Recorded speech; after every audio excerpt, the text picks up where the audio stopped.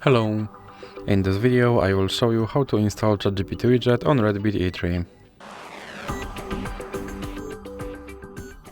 So you have to start by opening your Google Play Store, then click on search bar and type in Wally AI and click search, and now click install.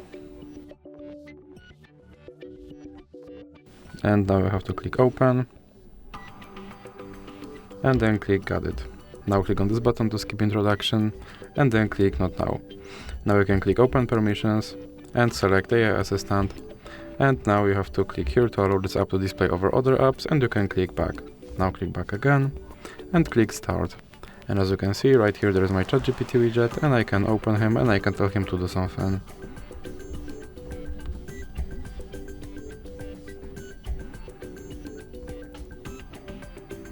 And as you can see, he responded.